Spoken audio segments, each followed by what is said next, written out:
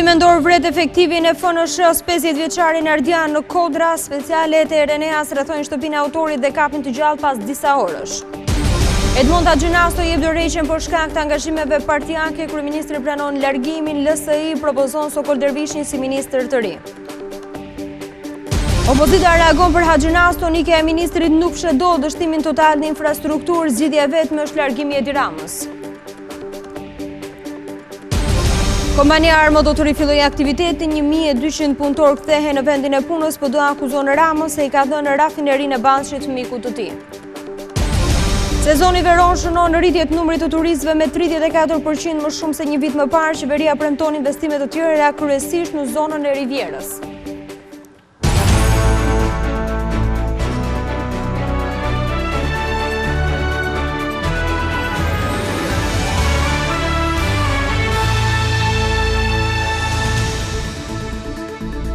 Mbrëma zonja dhe zotrin do t'jemi së bashku në edicionin qendror të lajmeve këtu në ekranin e Vision Plus. Një efektiv i forcave të ndërhyrjes së shpejtë të Shkodrës ka humbur jetën gjatë aksionit për kapjen e një personi të armatosur në Torovic të Lezhës.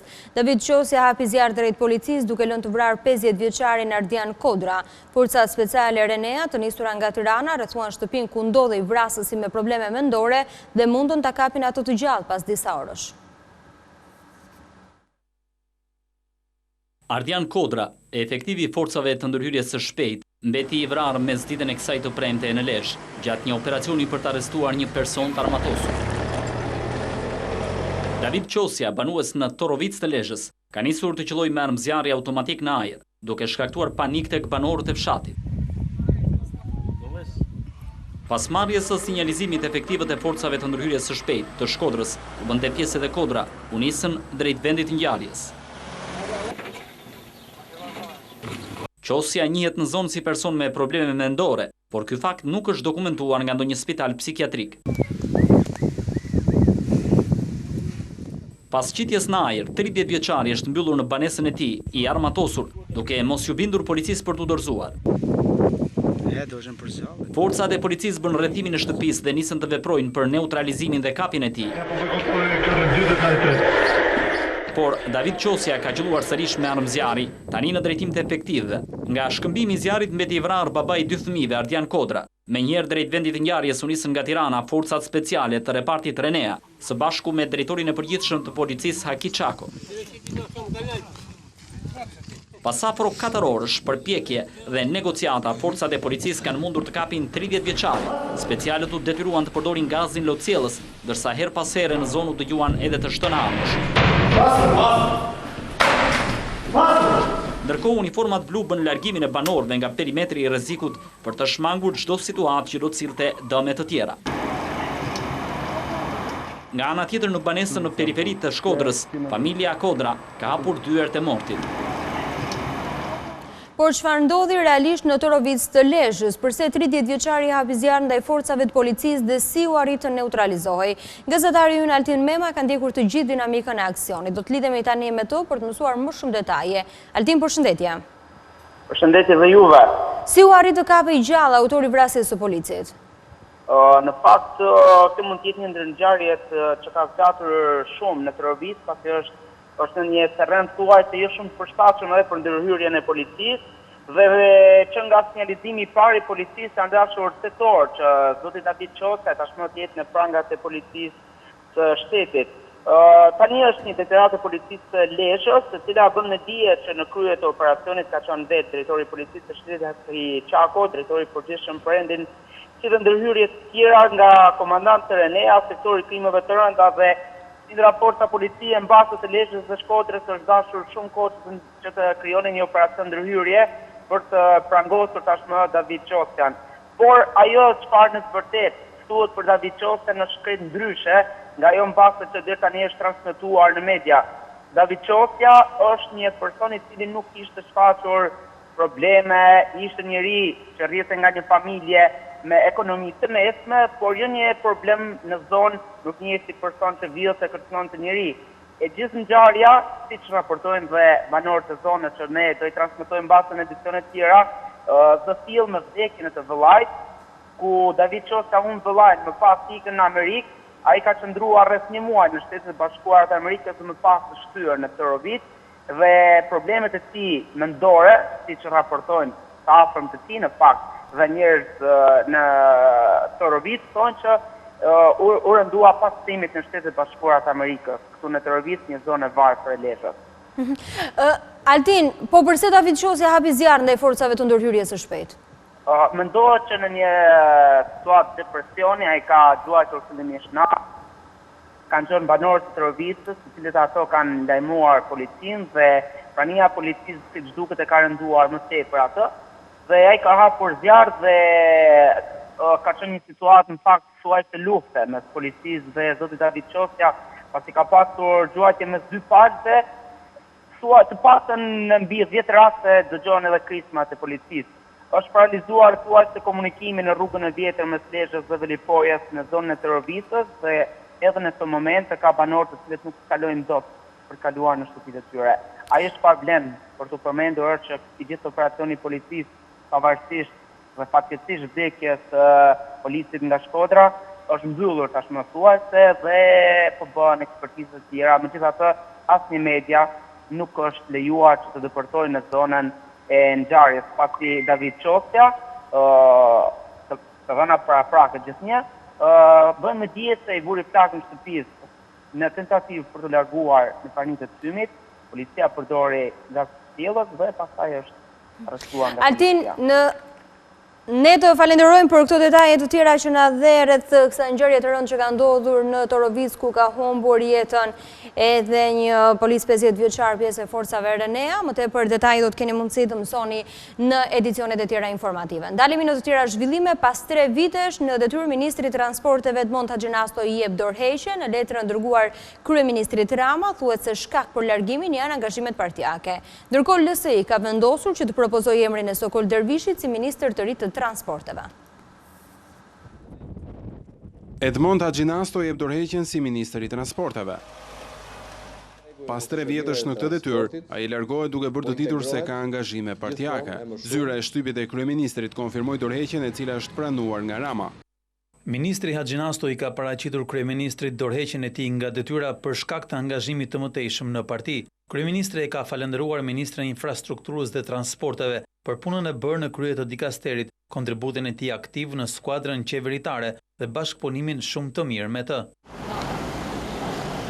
Pas dorëheqjes, Haxhinasto zhvilloi një takim me kryetarin e partisë së tij, Ilir Meta, në zyrën e kryesisë së kuvendit. Ata kanë diskutuar mbi largimin dhe emrin që do të pasojë Haxhinaston. Kreu i grupit parlamentar Petrit Vasili konfirmoi se LSI do të propozojë Sokol Dervishin si ministër të ri të transporteve. Aktualisht Dervishi është shefi i kabinetit i Metës. Interesimi të Vision Plus për ndryshimet në qeveri, zyre e kryeministrit ju përgjigj. Dorëheqja e ministrit Haxhinasto është ashtu siç është shpjeguar prej tij dhe nuk është pjesë e ndryshimeve në qeveri. Qeveria nuk ndryshon. Nga radhët e LSI, kjo është dorëheqja e dytë nga një post ministror pas atij të ministrit të drejtësisë Nasip Naço, i cili u zëvendësua nga Ylli Manjani. Megjithë deklarimin zyrtar të largimit për shkak të angazhimeve partijake, duket se dorëheqja e Edmond Haxhinastos lidhet me punën e tij shumë të dobët në krye të transporteve. Ai ka qenë shpesh në qendër të kritikave për problemet me infrastrukturën, për dështimin e realizimit në afat të disa projekteve rrugore, e sidomos pas koncesionit të rrugës së Kombit, tenderi për cilin dështoi 3 herë, e që u finalizua jo me investitor strategjik, ashtu siç ishte premtuar publikisht.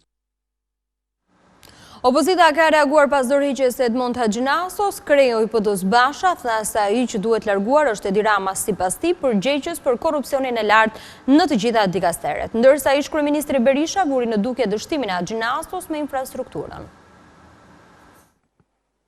Për liderin e opozitës Lulzim Basha, ndryshimi një emri në qeveri nuk sjell shpresë, këtë mund ta sjell vetëm largimi i kryeministrit Edi Rama. Duke komentuar zvendësimin e Edmond Haxhinastos nga Sokol Dervishi, kryetari i Demokratëve Basha ka theksuar se ky ndryshim nuk jep fund korrupsionit me tenderat e as problemeve të përditshme të shqiptarëve, duke filluar nga rendja e siguria deri tek problemet ekonomike e papunësia. Për opozitën shqiptare, për Partinë Demokratike, për alternativën tonë është një tregues i qartë se qeveria ka humbur çdo legjitimitet moral dhe politik, se varka e shpuar e qeverisë nuk është më në gjendje të përballojë as detyrat më akute të qeverisë që janë rendja dhe siguria, ndaj shqiptarët po bashkohen nga dita në ditë në një koalicion të madh që i tekalon vijat dhe profilet politike për të realizuar ndryshimin e vërtet që funksionon për ta, jo për partit politike, as për koalicionet, dhe ky ndryshim i vërtet fillon me largimin e Edi Ramës. Edhe ish kryeministri Sali Berisha ka komentuar ndryshimin e fundit në kabinetin Rama. Pas një takimi me kongresmenin amerikan Eliot Engel, Berisha ka deklaruar se kryeministri nuk mund të fshehë dështimin në infrastrukturë me largimin e një ministri. Me largimin e Haxhinastos, Edi Rama kërkon të lajë duart si Pilati, me dështimin e tij total në atë që është dhe promotori i zhvillimit të një vendi, ndërtimi i infrastrukturës. Sipas Berishës, kjo qeveri ka shpenzuar 210 miliard lek për investime, por nuk është në gjendje t'u tregojë shqiptarëve, qoftë edhe 1 kilometër rrugë të rëndësishme të ndërtuar në 3 vjet. Nisin hetimet për abuzimet e dyshuara me kartmonedhat e dëmtuara, prokuroria regjistroi procedimin penal ndaj Bankës së Shqipërisë, që sipas një raportit kontrollit lartë të shtetit, ka shkaktuar një dëm prej 4 milion eurosh. Prokuroria e Tiranës regjistroi një procedim penal për Bankën e Shqipërisë, e cila dyshohet se i ka shkaktuar shtetit një dëm prej 4 milion eurosh. Burime pranë organit të akuzës thanë se hetimet nisën pas kallëzimit të kontrollit të lartë të shtetit për mënyrën se si Banka e Shqipërisë ka bërë nxjerrje nga tregu të kartmonedhave të vjetruara nga viti 2010 deri në vitin 2014, kohë në të cilën guvernator ka qenë Ardian Fullani. KLSH pretendon në një raport të siguruar më herët dhe nga Vision Plus se bankat e nivelit të dytë ja kanë blerë qytetarëve këto kartmonedha me 80% të vlerës së tyre, ndërsa Banka e Shqipërisë ja ka blerë këtyre bankave këto kartmonedha me 100% të vlerës së tyre. Diferenca prej 20% është, thot KLSH, në kallëzim është përftuar në mënyrë të palishme nga bankat. Për dëmin e shkaktuar, i cili për llogaritet rreth 4 milion euro, prokuroria e ka regjistruar kallëzimin me akuzën e shpërdorimit të detyrës. Burimet thanë se do merren në pyetje persona të cilët kanë drejtuar Bankën e Shqipërisë në atë periudhë, ndërsa pritet verifikimi se cilat banka kanë përfituar shumat. Prokuroria e përgjithshme këmbgul se hetimet e zyrtarëve të lartë që janë në proces mund të dëmtohen nga kushtetuta e re, mungesa dispozitave kalimtare sipas tyre i jep mundësi avokatëve të kërkojnë shpalljen antikushtetuese të masave të vendosura deri më tani. Në pak ditë, prokurori Arben Kraja do të paraqitet në gjykatën e lartë për të respektuar procedurën, se aplotësohen kushtet që gjyqtarja Majlinda Andrea, akuzuar për korrupsion në një çështje pronësie, duhet të vijojë të jetë pezulluar nga detyra, ndërsa të gjithë të tjerët të arrestuar në këtë dosje të qëndrojnë në burg. Normalisht, sipas praktikës, diçka e tillë bëhet në çdo gjykatë një herë në 2 muaj, por në mungesë të dispozitave kalimtare dhe me kushtetutën e re ka një ngërç. Drejtues të organit të akuzës thanë se rasti i gjyqtares Andrea është më delikati pasi tashmë mbrojtjes i linde drejt ata cilësoi masën e pezullimit të saj si antikushtetuese. Kjo pasi nuk është më prokuroria e përgjithshme ajo që ka në jurisdiksion hetimin e zyrtarëve të lartë, por struktura e re e prokurorisë së posaçme. Në mungesë të SPAK ende nuk dihet se si do procedohet. E njëjta histori paraqitet dhe në dosjen Doshi. Deputeti i Majt ka 2 çështje, një për inskenimin e vrasjes së tij, si dhe një hetim të dërguar nga ILDKP për fshehje pasurie. Edhe këtu në mungesë të vijimit të hetimeve, mbrojtja pritet të kërkojë antikushtetueshmërinë e hetimit nga prokuroria e përgjithshme, e ndryshim të masës së sigurimit. Një tjetër zyrtar i lartë në proces hetimi është dhe ish deputeti socialist Armando Prenga, i dyshuar si një nga protagonistët kryesor në përplasjen me armë në shtator të 2015 në komisariatin e Fushkrujës, hetimet për të vijojnë ende. Ndonë se gjykata e lartë i ndryshoi masën e sigurisë nga arrest me burg në arrest shtëpie, tashmë hetimi ndaj tij nuk mund të vijojë deri në ngritjen e prokurorisë së posaçme.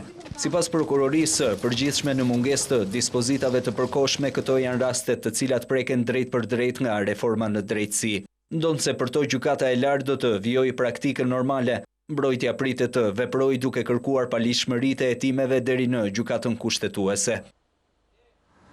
Rreth 36 rrojnë bim narkotike kanabisativa janë zgjuar nga policia në disa operacione këtë të premte. Parcelat u zbuluan në Tropoj, Mirdit, Lushnjë, Mallakastër, Vlorë, Memalia dhe Kulcyr. Sipas policisë, parcelat janë zbuluar në fshatra të thellë të këtyre rretheve, kryesisht në toka papronar. Në Lushnjë është arrestuar në flagrancë Demitër Veliu, 52 vjeç, pasi u gjetën 4.3 kg hashash dhe disa rënë kanabis. Edhe në Mallakastër është arrestuar 24 vjeçari Marselan Sulaj, pasi kishte kultivuar hashash, ndërsa në Vlorë janë proceduar penalisht 2 persona, ndërsa është sekuestruar një armë zjarri, fishek, një automjec dhe një motociklet pa targa. Në 15 shtator, 1200 punëtorë të Armos do të rikthehen në punë, ndërsa brenda tetorit rafineria do të fillojë përpunimin e naftës. Ministri i Financave Arben Ahmetaj gjatë inspektimit të uzinës tha se investitorët e rinj janë amerikanë dhe se vetëm në vitin e parë do të hedhin $25 milion. Ministri e konsideroi një premtim të mbajtur të qeverisë Rama rivënie në punë të uzinës. Rafineria e vetme e përpunimit të naftës në vend do të rikthejë në punë 1200 punonjësit e saj në datën 15 shtator, ndërsa në tetor ajo do të nisë prodhimin e lëndëve hidrokarbure me kapacitet të plot. 2 nga bankat e nivelit të dytë të cilat fituan çështjen në gjykatë për të marrë në pronësi asetet e rafinerisë së Fierit dhe Ballshit, ja shitën pronësinë konsorciumit me origjinë në Ishujt Virgjin. Ka qenë ministri i Financave Arben Ahmetaj, që ka vizituar nga afër uzinën e Ballshit, e ka njoftuar për pronësinë e re të Armos. Ministri tha se investitorët e rinj janë amerikanë, por nuk tregoi vlerën se me sa janë shitur asetet e kompanisë dhe se çfarë do të ndodhë më tej me borxhet që ajo ka ndaj palëve të treta dhe buxhetit të shtetit. Dua të kuptoni që dhënia me qira nuk është bërë nga ne.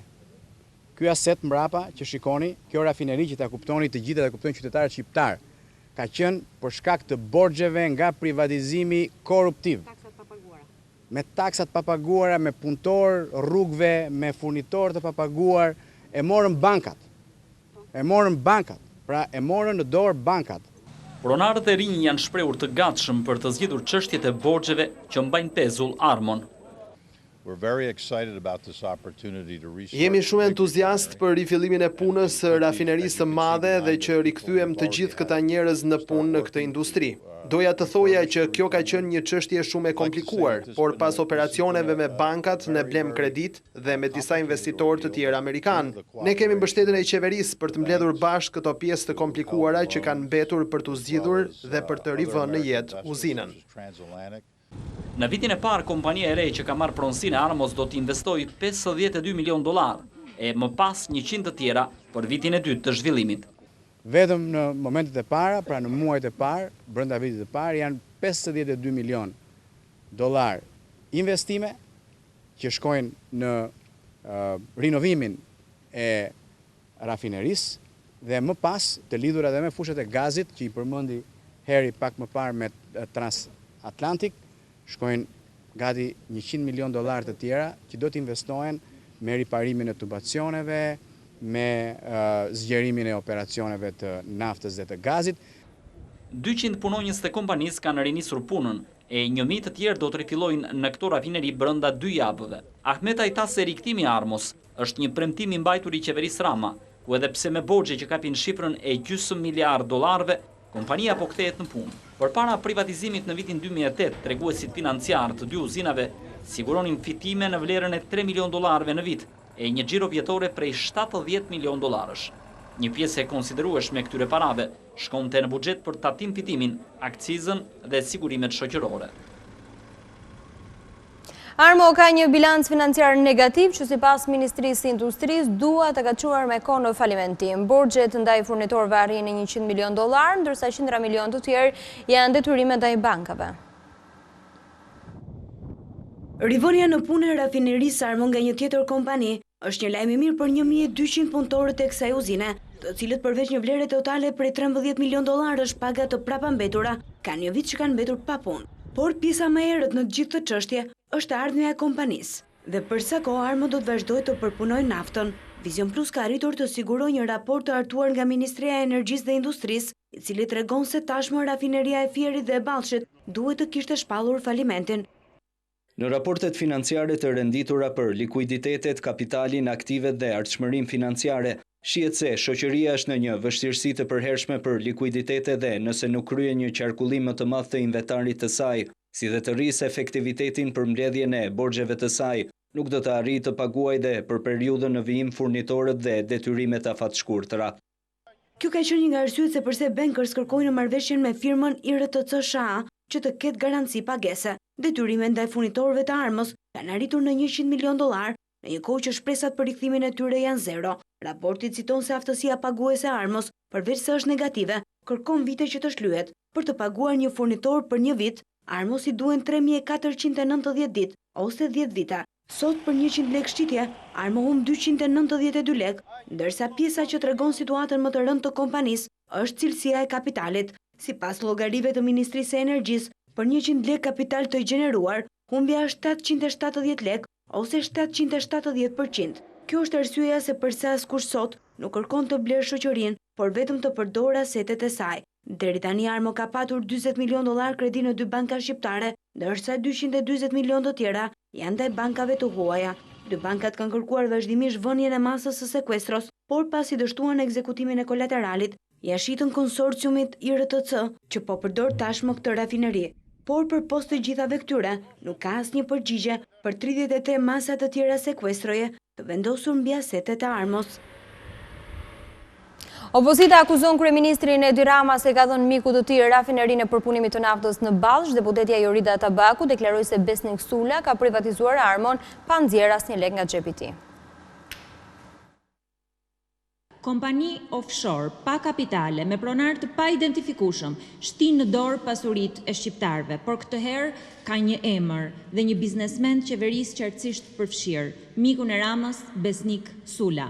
Skema e Ramës dhe shërbëtorëve të tij përfshiu shantazhe dhe presionet që Armo t'i dorëzohet biznesmenit mirënjohur, mbështetësit të kryeministrit. Jonian Refining dhe Trading Company, e regjistruar më së pari në British Virgin Islands, dhe para 2 muajve e regjistruar në Shqipëri, ka marrë asetin më të rëndësishëm të Armos, rafinerinë e Ballshit. Kompania blerëse ka përfaqësues ligjor Taulant Musabelliun, që është administratori kompanisë Sulaj Progress Group, në pronësitë biznesmenit Besnik Sulaj, mik i afërt i kryeministrit Rama. Marrja e rafinerisë të Ballshit, pas marrjes nga Sula muaj më parë të rafinerisë së Fierit, praktikisht e bën atë pronar të vetëm të Armos, pa shpenzuar asnjë lek. De facto e ka privatizuar, por parat në vend që t'u shkojnë shqiptarëve, i shkojnë Ramës. Rruga nacionale që lidh Tiranën me Durrësin do të bëhet autostradë. Një kompani italiane ka dorëzuar pranë autoritetit rrugor projektin e fizibilitetit, i cili parashikon zërimin e saj me një korsi shtesë në të dyja kahët dhe një tjetër për emergjencat. Sipas projektit, shpejtësia e automjeteve që mund të kalojnë në këtë rrugë pas rinovimit të saj do të jetë deri në 140 km/h. Po ashtu mendohet se gjerësia e korsive të shkojë në 3.7 metra nga 3.5 që është sot. Projekti parashikon që të shpronsohen një pjesë e tokave buzë këtij aksi, duke nxjerrë një shifër për shtetëzimin e tyre deri në 8 milion euro. Fondi që do të kërkojë zgjerimi i rrugës shkon në 150 milion euro dhe autostrada do të konsiderohet si një rrugë e tipit A.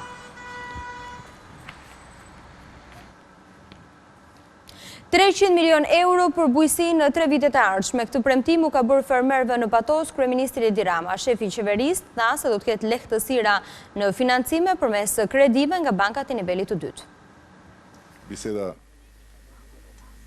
Kryeministri u premton fermerëve mbështetje për rritjen e investimeve në sektorin që konsiderohet si një ndër motorët e zhvillimit. Në një takim me fermerët e Zharës në Patos, Rama theksoi se qëllimi i qeverisë është financimi përmes kredive nga bankat e nivelit të dytë. Rolin e ndërmjetësuesit do e bëjë Agjencia për Zhvillim Bujqësor dhe Rural. Dhe ju nuk do të vraponi sportel në sportele, bank në bank, po thjesht do të aplikoni përmes AZBR-s dhe është AZBR-ja që do të ndërmjetësoj për ju dhe do të garantoj për ju. Kjo është një mundësi e re.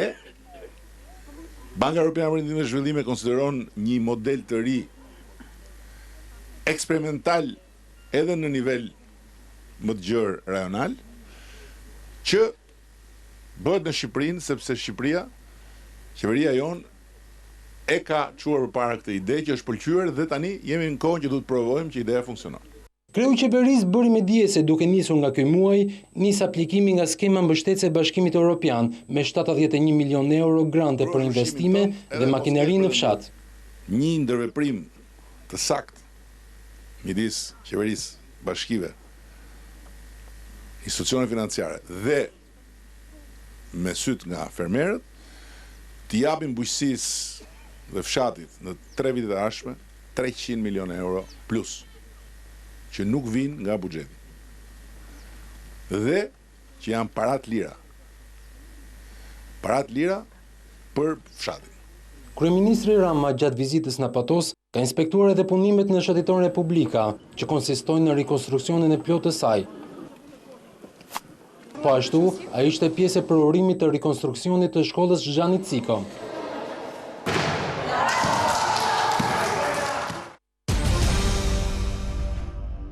Kreu i qeverisë ishte pjesë e surprizës që u bë Ilir Kaninit, i cili pas 33 vitesh punë del në pension.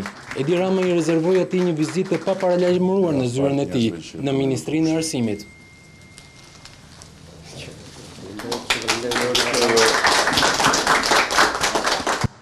Lideri i opozitës akuzon kryeministrin se bllokoi projektin për ndërtimin e rrugës së Arbrit. Lulzim Basha tha se Edi Rama tashmë e din të vërtetën që Edi Rama kërkoi 40 milion euro rishfet nga kinezët. Ndërkohë kandidati demokrat për Bashkinë, Sherefedin Shehu, në vimësi të fushatës premtoi investime në infrastrukturë dhe bujqësi. Ndërtimi i rrugës së Arbrit po dominon tashmë betejën për Bashkinë e Dibrës gjatë takimeve me banorë të fshatrave Staravec, Shimçan, Bilafe e Tomin. Lideri i opozitës Lulzim Basha ka akuzuar qeverinë se kërkoi rishfet 40 milion euro e për këtë arsye kjo rrugë e rëndësishme për Dibranët nuk u ndërtua. E gjetën gati projektin për rrugën e Arbrit. Tani po ju vjen fundi. Dhe nuk kanë guximin. Të vinë t'ju thonë Dibranëve të vërtetën. E gjithë bota e ka marrë vesh që është prish me bankën kineze për shkak se kanë kërkuar rishfet 40 milion euro për të ndërtuar tunelin. Prandaj s'u ndërtu tuneli. Kjo është një mundësi për t'i tregu kësaj qeverie me vot se Dibranët në emër gjithë shqiptarëve i thonë jo kësaj politike të mashtrimit, të poshtrimit, të shpunësimit. Ndërkohë që kandidati i opozitës Sherefedin Shehu ka pranuar se problemi kryesor për banorët e këtyre fshatrave është papunësia e për këtë arsye, ai do të fokusohet tek investimet në bujqësi, në turizmin malor e stimulimi e nxitja e sipërmarrësve do të rrisin punësimin. Bashkia do të bëhet ndërmjetëse midis fermerëve, tregtarëve dhe përpunuesve të produkteve bujqësore dhe blegtorale. Dhe bashkia do të bëj atë që quhet marketingu, sepse ju jeni fermerë të vegjël, ju nuk mund të kontraktoni në mënyrë individuale. Sipas kandidatit Shehu, edhe ndarja administrative tashmë është faktuar se ishte vetëm për qëllime elektorale. Pasi qytetarëve u përkeqësuar shërbimi dhe buxheti të shtetit, i është rritur kostoja nga 60 në 80 milion dollar. Gjatë takimeve elektorale në fshatrat e Dibrës, kandidati Majt Muharrem Rama premtoi shtimin dhe shtrimin e rrugëve që lidhin fshatrat me qytetin, si dhe krijimin e tregjive për fermerët. Njësia administrative Aras ishte ndalesa e radhës e kandidatit të koalicionit Aleanca për Shqipërinë Europiane Muharrem Rama. Asfaltimi i rrugëve që lidhin fshatrat me qendrën, përmirësimi i rrjetit të kanaleve të ujrave të zeza dhe krijimi një tregu për prodhimet bujqësore ishin disa nga premtimet për banorët e zonës. Kërkoj nga ju që edhe Arasi t'i bashkohet ndryshimit të madh Dibrës, fitores të madhe Dibrës me 1 meçator. Gjatë këtij takimi, Rama shoqëroi nga disa deputete ministra, të cilët vlerësuan kandidaturën e Muharrem Ramës, duke thënë se tashmë zgjedhja e Dibranëve është shumë e thjeshtë. Sezoni veror shënoi rritje të numrit të turistëve me 34%, por ky vit ka sjellë në brigjet shqiptare dhe më shumë jahte, ndërkohë autoritetet premtojnë se vitin tjetër do të shtojnë investimet në resurset e jugut. Numri i turistëve të huaj që kanë ardhur këtë vit nga porti i Durrësit është rritur me 34%, krahasuar me një vit më parë. Nga porti i Durrësit, Ministria e Ekonomisë Milva Ekonomi vlerësoi shtimin e interesit për destinacione turistike të vendit. Numri i turistëve që erdhën në portin e Durrësit për periudhën qershor-gusht 2016 rezultoi për shtetasit të huaj 34% më e lartë të shifra dhe për shtetasit shqiptar 17% më e lartë të shifra se sa në vitin e kaluar. Ne është rritur edhe numri i jahteve që kanë ardhur në portin e Durrësit këtë sezon veror, 170 jahte kanë qenë në sezonin e kaluar, 185 në këtë sezon. Është rritur numri i kroçerave dhe numri i pasagjerëve që sjellin këto kroçera. Në port janë kryer investime. Porti ka ul tarifat për të qenë konkurrues dhe kjo është rezultat i dukshëm si vjet. Ministri Ekonomi tha se industria e turizmit si shtyllë kryesore e ekonomisë do të zhvillohet më tej fal programit të qeverisë me Bankën Botërore për promovimin e resurseve të Shqipërisë së Jugut. Ministria që unë drejtori është angazhuar kryesisht në pjesën që ka të bëjë me promocionin e turizmit, që do të jetë për zonën jugore të vendit, por jo vetëm atë bregdetare dhe atë malore, dhe në promovimin e disa produkteve turistike që kanë të bëjnë me lidhjen e detit me zonat malore të vendit. Kemi mundësi që çdo vit të sjellim në tregun turistik botëror produkte të reja dhe t'i promovojmë ato më mirë. Gjatë periudhës 3 mujore qershor-gusht në portin e Durrësit kanë hyrë rreth 136.000 shtetas shqiptar dhe 73.000 të huaj, ndërkohë që kanë udhëtuar nga ky port drejt Italisë rreth 121.000 shqiptar e afro 75.000 të huaj. Kosova rrezikon liberalizimin e vizave, demarkacioni ishte kusht për lëvizjen e lirë dhe dështimi i votimit në kuvend ka zhgënjur Brukselin zyrtar. Parlamenti i Maqedonisë ka votuar qeverinë teknike që do të drejtojë vendin deri në zgjedhjet e parakohshme. Opozita ka marrë 2 ministri, ato të punëve të brendshme dhe Ministrinë e Politikave Sociale. Me 95 vota pro, 2 kundër dhe asnjë abstenim, Kuvendi i Maqedonisë ka votuar qeverinë e tranzicionit që do të udhëheqë vendin drejt zgjedhjeve të parakohshme të 11 dhjetorit. Në bazë të marrëveshjes politike të arritur së fundmi nga liderët e 4 partive më të mëdha. Në bazë të kësaj marrëveshje, posti i ministrit të punëve të brendshme dhe ai i punës dhe politikës sociale kalon në duart e opozitës maqedonase LSDM, e cila do të përfaqësohet në nivel zëvendës ministrash edhe te financat, administrata publike e informacioni, si edhe bujqësia. Kryeministri i Qeverisë Teknike Emil Dimitriev ka premtuar para deputetëve se do të angazhohet maksimalisht për sigurimin e kushteve për zhvillimin e zgjedhjeve të lira dhe demokratike, ndërsa përfaqësuesit e opozitës deklaruan se prania e tyre në qeveri do të jetë një garanci për mosdhunimin e vullnetit të zgjedhësve. Ministrat e LSDM-s në kabinet janë të njëjtë me ata të qeverisë së mëparshme, Oliver Spasovski në krye të rendit dhe Frosina Ramenski si ministre e punës dhe politikave sociale. Liderët e partive politike kryesore në Maqedoni më 31 gusht ranë dakord për formimin e qeverisë teknike 100 ditë përpara mbajtjes së zgjedhjeve. Florida po përballet me rreshje masive dhe era të fuqishme si pasojë goditjes nga uragani. Autoritetet shpallën gjendjen e emergjencës në pjesën më të madhe të shtetit. Mira banor janë evakuar, ndërsa të tjerët janë këshilluar të mos dalin nga shtëpitë. Ndalemi në zhvillimet sportive, Jahmir Hyka dhe Migjen Basha treguan pritshmëritë e kuqezimve në prag të sfidës me Maqedoninë. Mes fushorët kërkuan që ekipi të bëjë kujdes duke u fokusuar te kërkimi i golit. Mesfusha është një nga repartit ku konkurenca për një vend në formacionin e Shqipërisë është e lartë, e përrjedhoi edhe dilemat e trajnerit Debiazi për sfidën ndaj Maqedonisë janë të mëdha. Tekniku i kuqezive provoi disa skema gjatë ndeshjes miqësore me Marokun në shërbim të sfidës eliminatorë që luhet këtë të hënë. Jahmir Hyka dhe Migjen Basha, 2 titullarë të miqësorës së fundit, ishin kuqezit e radhës që dolën në konferencë për shtyp. Hyka nuk e fsheu lumturinë që është sërish pjesë e skuadrës pas 2 vitesh mungesë, duke pohuar se kombëtarja e kuqezi ka ndryshuar për mirë. Lojtarët dinë se çfarë kërkon trajneri dhe fryma në grup është tetë pozitive. E megjithatë, shtatshkurtëri që po shkëlqen në Zvicër me Lucernën kërkon kujdes përballë Maqedonisë.